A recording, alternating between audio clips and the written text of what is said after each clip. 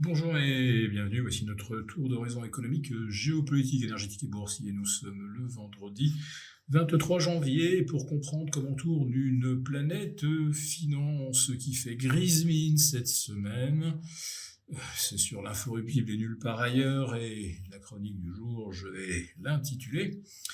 Et si l'or à 5000 $ l'once n'était qu'une étape sur la route des 8000. L'or n'a pas inscrit exactement ce score de 5000 $ l'once aujourd'hui. On s'est arrêté à 4985.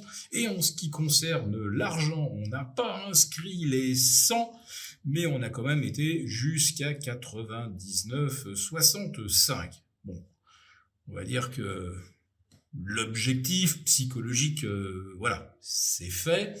Et avec la confirmation d'une contraction du ratio or-argent de 102 vers 50, presque exactement aujourd'hui, au centième près.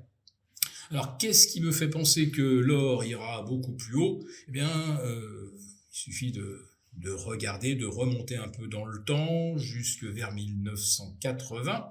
Mais avant d'effectuer ce petit voyage vers le passé, pour voir si ça nous donne quelques pistes pour le futur, revenons quand même sur l'actualité, et notamment sur l'actualité macro, et cette hausse de 4,4% du PIB américain qui laisse tout le monde pantois. Et avec une contraction du déficit commercial qui là aussi déjoue tous les pronostics. Et qu'est-ce qu'on ne découvre pas ?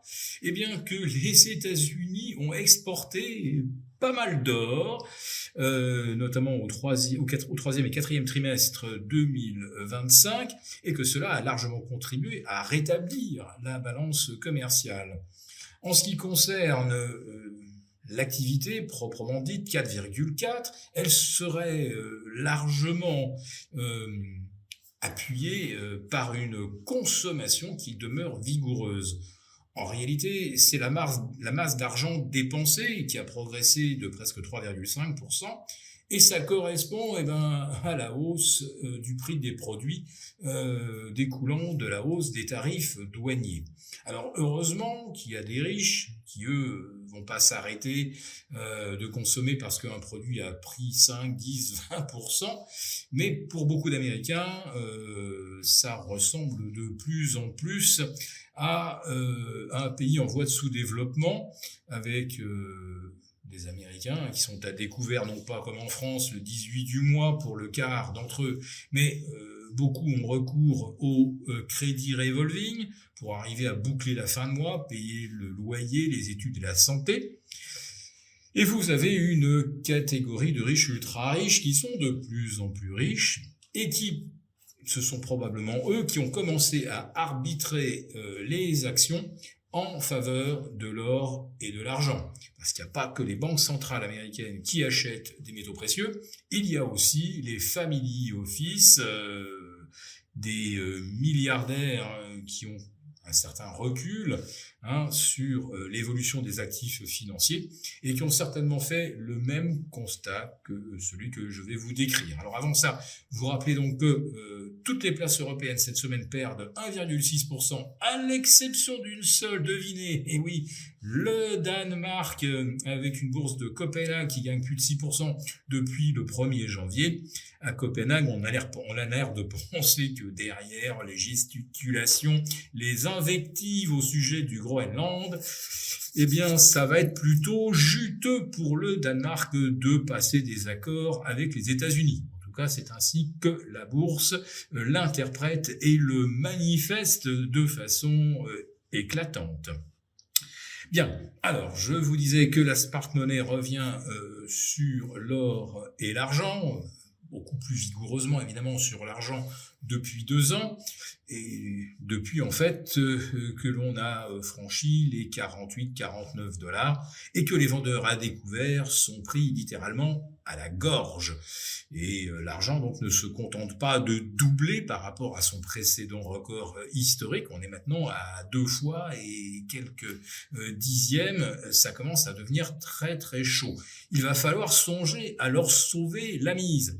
Alors, quand on a eu une ascension de 100% de l'argent en quelques mois, quand il y a une correction derrière, elle peut atteindre 35 à 40%.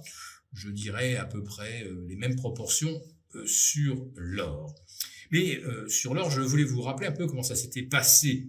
La première grande flambée de 2003 à 2011, on était parti de 250 $ pour aller jusqu'à 1900.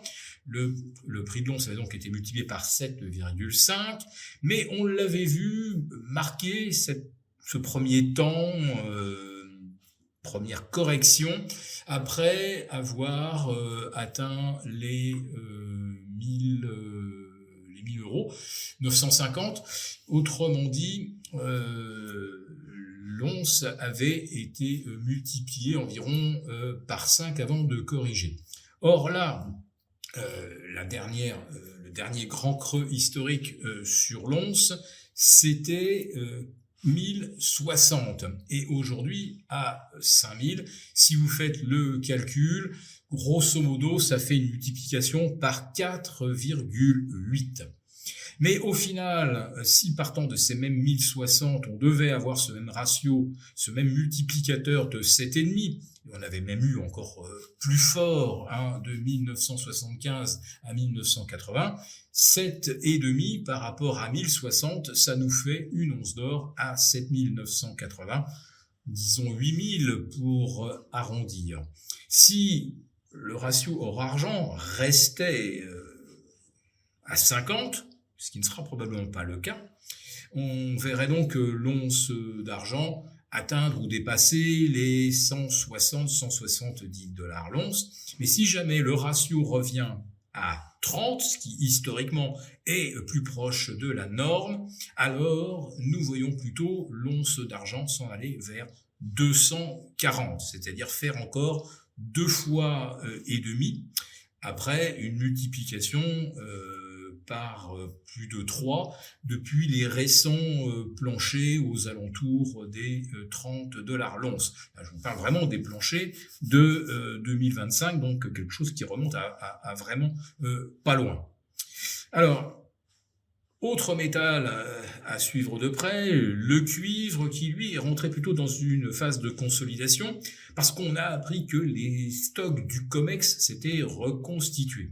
Alors évidemment, il est possible d'aller collecter en urgence du cuivre pour essayer d'éviter que se produise sur ce métal le même genre de flambée et de FOMO que sur l'or et l'argent, mais globalement, quand vous regardez le cuivre sur le long terme, il a l'air d'être bien parti pour les 1500.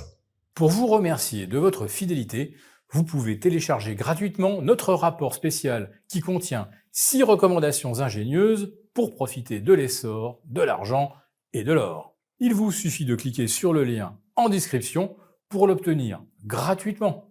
Merci et à bientôt! Merci beaucoup d'avoir regardé cette vidéo.